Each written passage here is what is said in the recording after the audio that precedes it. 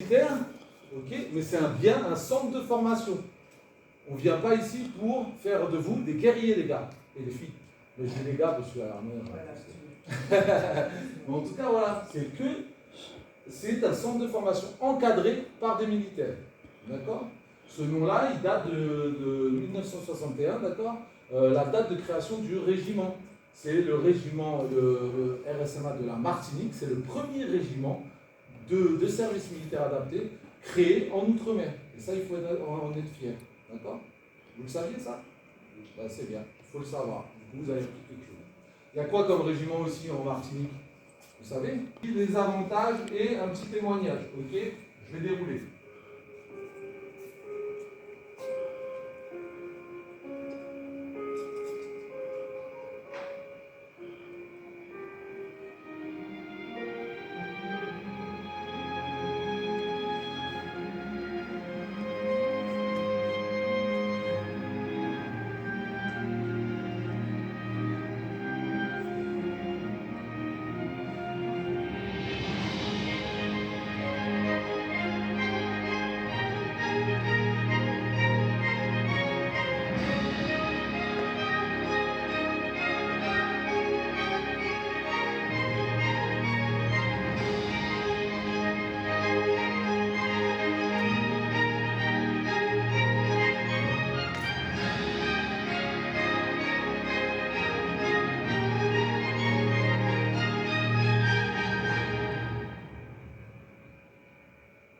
Et en constante évolution, c'est-à-dire, à votre avis, pourquoi ça évolue?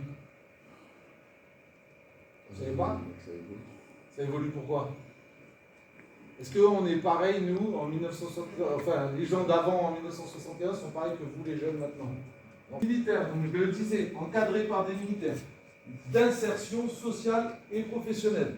Donc, c'est bien un centre de formation qui vous aide à pouvoir évoluer à un moment donné de votre vie où vous avez besoin d'un petit coup de pouce. Il n'y a aucun souci avec ça. D'accord? Et l'insertion. Le jeune, en sortant du RSMA, on le suit 6 mois après. D'accord? Et là, il y a un projet encore où ça sera encore plus loin. Ça sera encore plus long. Et on vous suit, on vous aide à trouver un emploi. C'est comme un genre de mini pôle emploi. D'accord? On a des partenaires, on a plein de partenaires. Et si vous ne trouvez pas chaussures à votre pied, ben on est en mesure de vous faire tester, voilà, intégrer des entreprises. Voilà. C'est vraiment bien le RSA pour ça, pour trouver un emploi, pour pouvoir démarrer correctement dans la vie. Et c'est ça le but final. Vous rentrez au RSMA, ce n'est pas pour le permis de conduire. Ça, c'est un outil. Non, mais oui, tu souris parce que je sais, c'est ce que vous pensez déjà. Mais c'est normal, c'est normal. Mais c'est juste un outil, ça, pour pouvoir ensuite quoi? Aller travailler, aller avoir son appartement, pouvoir évoluer dans la vie, avoir sa famille, créer vraiment son avenir. D'accord? Le permis, c'est juste un outil. Même si on peut aller en boîte, à West Paradise, c'est tout ça. Mais c'est avant tout un outil pour travailler. Et c'est normal. Pour une insertion, donc, vers l'emploi, ce que je disais, la formation et accompagnement médico-psychosocial. Donc ça, pourquoi c'est marqué? Parce que ici, vous avez une infirmerie. Comme vous êtes devenu des militaires à part entière, vous avez 2 médecins à votre disposition, des infirmiers, une infirmerie complète, avec un psychologue et une assistante sociale. D'accord? Donc on est paré à toute éventualité. Il y a un problème, hop, on s'en occupe. Okay? Et en même temps, vous avez votre chef de section.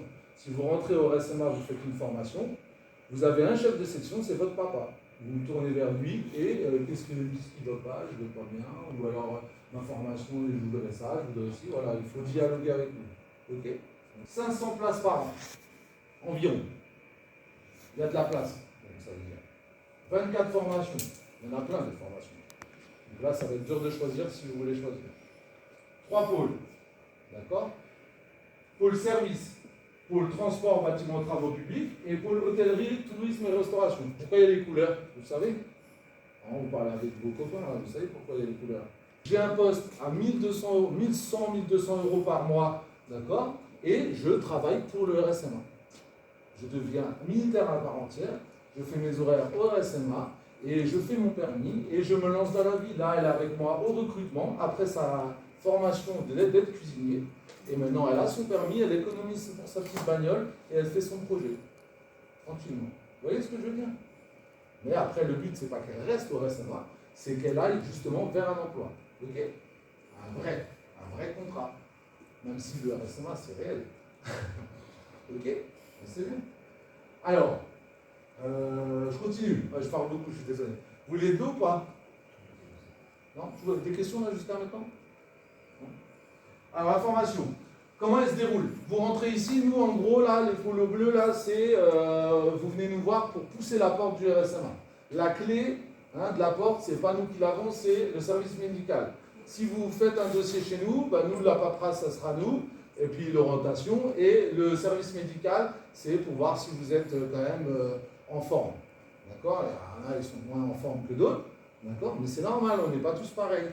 Okay? Mais ici, on doit voir si vous êtes en forme. Pourquoi? Parce que vous faites un peu de sport.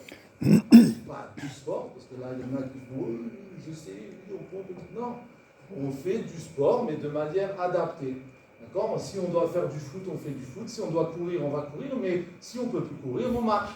D'accord? Les idées reçues d'avant, je vais au RSMA, je vais me rouler dans la boue, je vais faire des roulades, je vais aller faire du rampé dans des trucs de fou. Non. Ça, c'est en plus. Ou alors, c'est pour le fun. D'accord? Mais c'est pas ça tous les jours. Ok? Et si on ne veut pas le faire, on ne veut pas le faire. Ou alors, on essaye. C'est juste pour se dépasser. Avoir le goût de l'effort.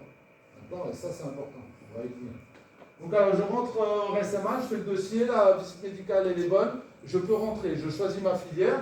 Et du coup, je fais une formation militaire initiale. C'est juste un mois de classe, en fait. C'est un mois où vous apprenez à marcher au pas. Généralement, c'est ça le plus difficile. C'est le premier mois, vous vous dites, oh là là, c'est dur, il faut que je me lève tôt. Il y en a un, il me gueule dessus, il me dit d'aller à droite, je vais à droite. Il me dit ah non, c'est trop dur. Bah ouais, c'est sûr que sur le canapé devant Netflix, et ensuite vous allez au RSMA, il y a un changement. Ok? Bonjour, c'est Lorenzo. Ouais, je sais. Et ensuite, une période d'adaptation à l'entreprise. Il y a une entreprise qui vous accueille et puis vous travaillez. Et vous voyez si ça match. Si ça ne match pas, vous faites autre chose, etc. Ok? Comme un stage normal. De nombreuses qualifications à la clé dans chaque filière. On va y venir. D'accord? Une formation de 10 mois environ. À votre avis? Un petit chiffre. Allez, toi, je ne sais pas du tout. 100 euros, 200 euros 500 euros 25 000 euros. Ok? 25 000 euros un jeune. Vous voyez? Donc c'est quand même où il y a de l'argent pour vous. D'accord? Pour votre formation. Je ne dis pas pour vous pour aller au cinéma. Je dis pour vous, pour votre formation, pour votre avenir qui est mis en jeu. Ok? Je vous invite à en parler à vos cousins, cousines, frères, sœurs, tout le monde. Il faut qu'ils se fassent recenser à 16 ans. Et vos potes aussi. Il faut qu'ils se fassent recenser et qu'ils fassent leur JDC. Trop de jeunes, ils ne le font pas. D'accord? Et vous le savez. Ouais, t'es en ligne, machin, bah ouais, mais après, t'es embêté. Avec ton permis, ton bac, etc. Alors, plusieurs formations. D'accord? On va le passer rapidement. D'accord? Mais si vous avez des questions, il faut m'arrêter. Ok? Donc, les bleus, les rouges, les jaunes. Découverte des métiers. Vous ne savez pas quoi faire du tout. Eh bien, vous avez découvert des métiers. Vous venez ici, vous faites une semaine menuiserie, une semaine conducteur d'engin, une semaine agent administratif, et paf! Oh là là, ouais, agent administratif, c'est ça pour moi, c'est top. Agent administratif, moi je veux faire des tableaux Excel, je veux travailler au recrutement avec l'adjudant Frédéric, et bah du coup, vous faites ça et ça se passe très bien. Ok? Lorenzo il est content parce qu'il a décidé. Et du coup, voilà, ça c'est bien, d'accord? Et ça c'est, il y a le permis inclus, il y a tout, sauf que vous êtes indécis et vous choisissez où aller, d'accord? Parce qu'on est en 2023, c'est bien, ça fait bien. Et du coup, il y a toutes les formations, tous les mois, là où il y a les petites croix, c'est là où on incorpore chaque formation. Ça, on l'a au bureau, donc si vous voulez voir ou autre, et c'est aussi affiché sur le site internet, d'accord?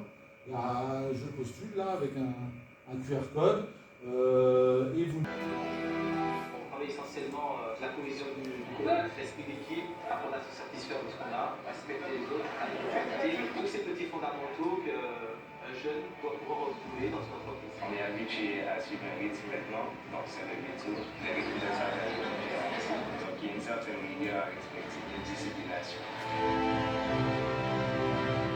Ouais, donc, voir un peu plus. Parce que maintenant, dans cette société de plus en plus individualiste, eh ben, on s'occupe plus des autres. D'accord. Ici, on réapprend de s'occuper de soi, d'accord, avant toute chose, bien sûr, et ensuite de celui qui est à côté de soi. Pratique, fini l'école. Ok, vous n'êtes plus assis sur des chaises pendant des heures, c'est sûr, il y aura un peu de théorie. Il y a toujours un peu de théorie dans chaque métier. C'est normal. Mais ici, plateau pédagogique, travail, pratique, pratique, pratique, pratique. D'accord. Ok.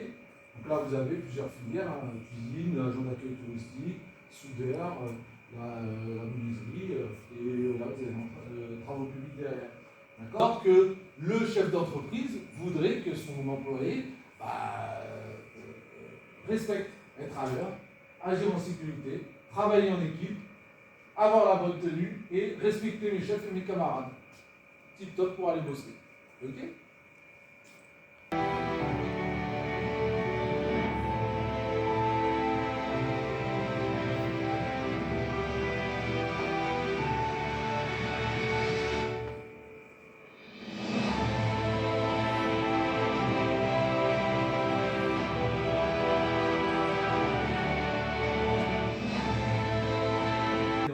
Moi, j'ai des volontaires techniciens et également des stagiaires que je connais, ils vivent ici.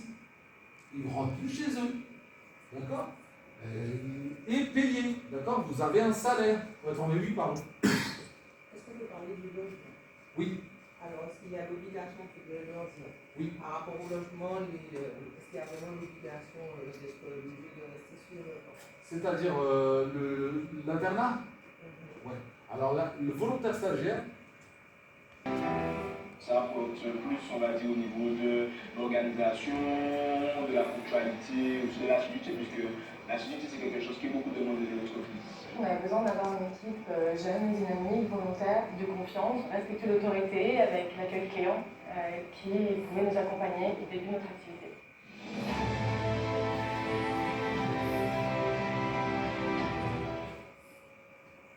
C'est beau. Alors, petit témoignage de. Est-ce que vous avez des questions sur ce que je viens de dire? Non? Aucun? Lorenzo, je t'invite à dire un petit mot. T'as 10-15 minutes. Alors bonjour, je me présente. Je suis le premier en classe, Lorenzo. Alors, je vais vous parler de mon parcours scolaire, professionnel et au SMA. Alors, le parcours scolaire, j'étais au lycée à Cajou 2, en FLD, du 20e siècle, technicien de maintenance électronique et climatique. J'ai passé un bac pro que j'ai eu. Après, j'ai continué avec un BTS. Voilà, c'est un BTS dans le même domaine, en FLD, fluide énergétique et domotique, que j'ai eu aussi. Après, j'ai travaillé dans le domaine, mais je travaillais une année, 2 années, et j'avais besoin d'autre chose, de rebondissement, de changer d'air, de voir autre chose. Et j'avais entendu parler du RSMA. Je suis sur Instagram un peu, je regardais des photos. Je me suis dit pourquoi pas essayer. Donc j'ai posé des questions à mon entourage. Sans vous mentir, j'avais des avis mitigés. J'avais parlé là, c'est avec les dames qui valent le diplôme. Et il y en avait d'autres qui me disaient franchement, ils sont allés au SMA, ils ont kiffé. C'est grâce au SMA qu'ils ont ouvert leur boîte, ils ont eu leur permis, et ainsi de suite. Donc je me suis dit pourquoi pas me faire ma propre idée, me lancer, pourquoi pas. Donc je me suis présenté au SMA, je suis arrivé, j'ai rempli mon dossier et tout, on m'a proposé la formation préparation au métier du secteur public, administration, parce que j'avais pour but de m'engager par la suite. Donc j'ai été séduit, je me suis dit pourquoi pas. J'ai commencé. Déjà, je précise bien, je suis inscrit au SMA, j'étais à 160 kg. 60 kg, si vous voyez. J'ai commencé le premier mois. Déjà, avec ce poids-là, on commence à avoir peur. Moi, le tri, on se dit, purée, je vais souffrir. Mais bon, je me suis lancé quand même. Alors, j'ai passé le premier mois, j'ai été choqué. Parce que, lorsqu'on a travaillé au moins une petite année sabbatique, on se réveille à 10h, on est sur le réseau Netflix. On a pris l'habitude de se réveiller à 10h, on se couche à 3h. Le premier jour, on m'a réveillé à 4h. 4h, j'ai halluciné, j'ai regardé mon téléphone, je me suis dit, ah ouais. Donc on m'a arrivé à 4h, les amis aussi, tout le monde était dépité, on s'est dit, putain. On m'a réveillé, donc je me suis réveillé tranquillement. On nous a fait nettoyer. Dites-vous qu'on procède d'habitude avant. On se réveille, on nettoie. On vit dans des locaux, on est tous ensemble dans le même bâtiment. Il faut nettoyer le bâtiment, sinon c'est dégueulasse tout simplement. Donc on a nettoyé, on a allé manger. Tranquillement. Ainsi de suite. On allait se coucher 22h, comme ça, on va faire 22h, on allait se coucher. Ainsi de suite. Donc je me suis posé la question, mais pourquoi on nous réveille aussitôt? Ça sert à quoi? On aurait pu commencer à 8h, 9h, et puis voilà, une journée normale, basique. En fait, c'est une habitude d'avoir. Ça veut dire qu'en fait, au début on se plaint, mais après on comprend pourquoi on nous réveille tôt. Donc j'ai compris en fait, on nous avec la casquette, c'est prendre l'habitude de se réveiller tôt, c'est juste pour être réveillé tout simplement. Parce qu'en fait, chez vous, par la suite, lorsque vous allez travailler, il n'y aura personne qui va venir pour te dire réveille-toi, tu vois. Tu vas juste devoir t'habituer à te réveiller tôt pour aller travailler. Et comme vous serez peut-être patron du temps, vous aurez vu que vos employés arrivent à l'heure, ils sont pas en retard, et ainsi de suite. Donc en fait, c'est une habitude d'avant, c'est une hygiène de vie, comme on dit. C'est comme le sport. Quand je mentis, j'étais assez 60 kg, j'étais blessé chez moi sur mon canapé, tranquillement. C'est le sport, la première fois qu'on m'a amené courir, on a fait pas beaucoup, peut-être 4 km, tout du régiment, pas plus que ça. On m'a amené courir, ben je vais pas me mentir, j'étais le dernier. J'étais le dernier parce qu'il faut amener les 160 kg dans les petits mondes de Martinique et la chaleur et tout.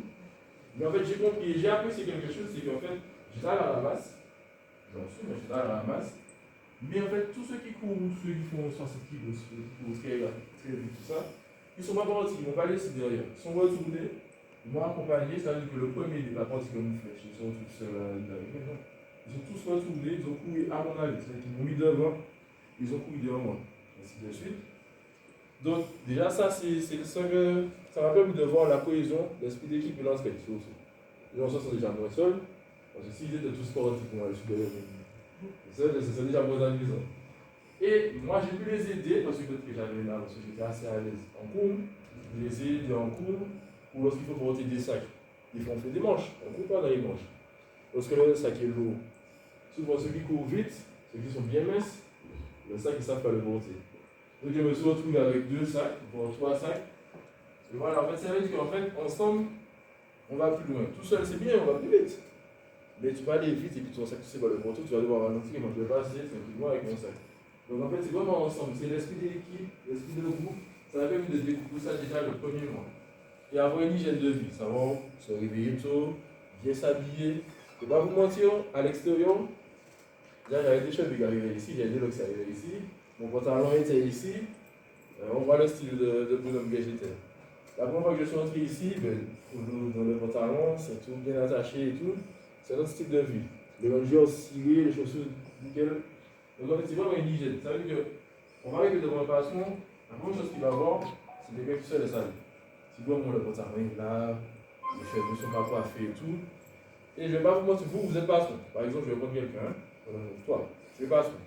Quelqu'un arrive avec un jean, au-dessous des fesses, il n'est pas coiffé, c'est l'option. Bon, regardez, je dis log. Bon, on va dire ça. Le stéréotype des locks. Moi, j'étais loxé, je connais. En gros, c'est l'action pas coiffé, habillé sur le côté, il se présente à toi. Il dit qu'il est motivé. Qu'est-ce que toi tu vas penser? Est-ce que tu vas penser qu'il est motivé vraiment ou bien tu vas avoir un petit doute? Il y a le doute. Tu vas avoir le doute. Et par exemple, voilà, t-shirt là. Pareil. Ou on a un exemple. Cheveux coupés. Cheveux coupés. Comment dire ça? Cheveux coupés. Mais la même chose. Pantalon sous les fesses. En claquette. En claquette chaussettes. Voilà, claquette chaussettes. Les ardos, il a deux tambours sur ses oreilles. Qu'est-ce que vous avez pensé? Motivé, il va travailler sérieusement ou bien il va plus comme des péons partir, voilà. C'est ça. Voilà, c'est ça, vous allez avoir un petit doute. Alors que le gars qui arrive devant vous, bien habillé, même bien habillé. Il arrive juste correct, le pantalon à la taille où ça devait être, correctement, une ceinture tranquille. Il arrive, il a, bon, c'est contours, voilà, bien propre sur lui, il parle correctement, il regarde dans les yeux.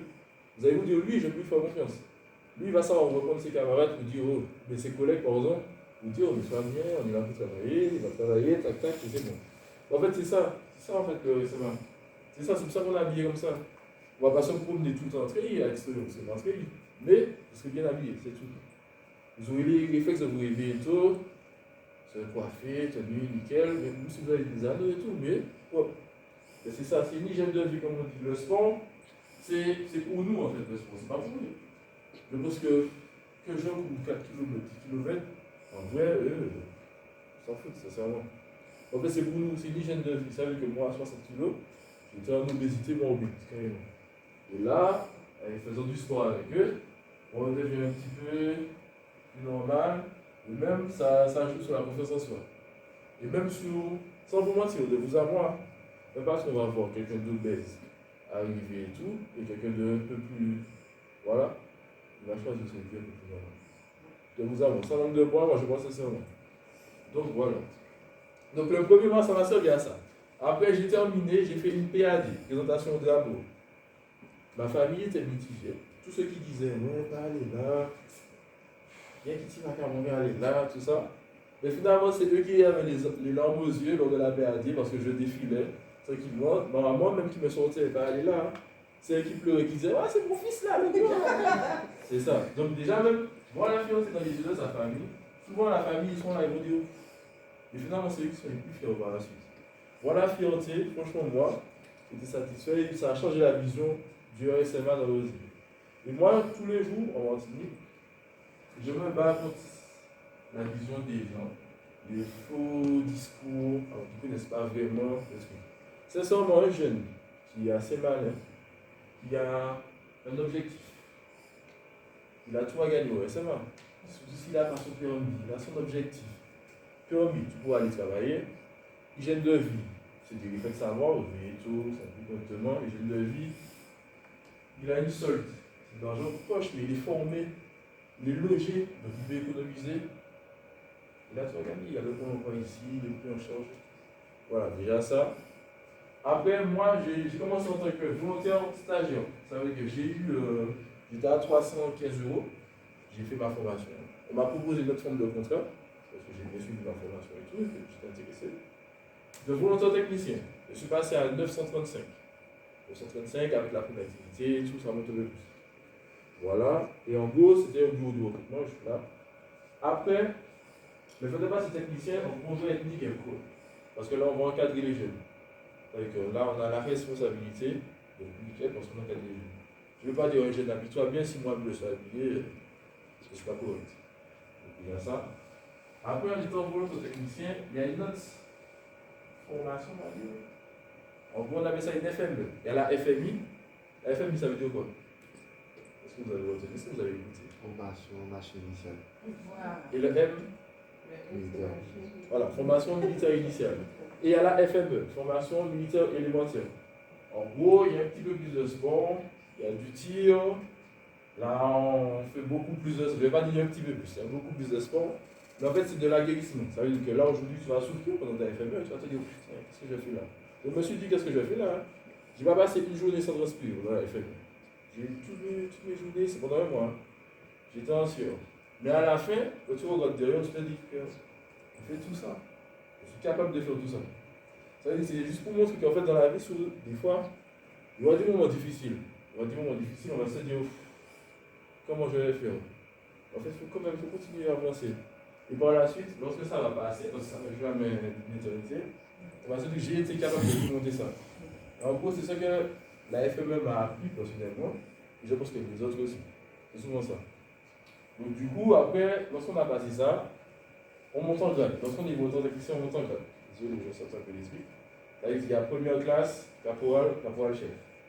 Là, je suis première classe, j'ai fait ma FME, normalement par la suite, caporal et ainsi de suite. Les grades, ça donne d'autres responsabilités aussi, c'est pas juste pour décorer. Et qu'il faut vraiment nickel dans ce travail. En fait, c'est les mêmes responsabilités qu'on aura en entreprise. On commence par des chaînes, souvent. On monte, ainsi de suite. On monte, on a des responsabilités. Donc, en gros, le reste est passé de façon militaire, mais en fait, ça vous prépare une vie. En gros, c'est juste ça. Par exemple, en entreprise, tu vas commencer, je vais prendre McDo. Tu vas commencer à faire la plonge des hamburgers. Après, tu vas monter, tu vas commencer à manager quelques gars. Tu vois, la chemise va changer, tu vas la chemise va manager, ainsi de suite.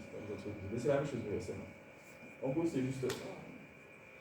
Ouais, voilà, c'est mon parcours et par la suite, je souhaite m'engager, donc je me prépare en même temps. Voilà, aux autres de la vie d'abord. C'est bien. Est-ce que pour moi, vous avez des questions? Oui. Est-ce que je peux, alors j'ai 3 jeunes, comme je disais, qui sont intégrés Ouais. sur l'intégration, est-ce que je peux les inscrire sur la liste, sans signer ou de la liste pour que je puisse les Vous contacter? pouvez, bien sûr, il n'y a aucun problème. Bah, sur la liste, hein, vous mettez juste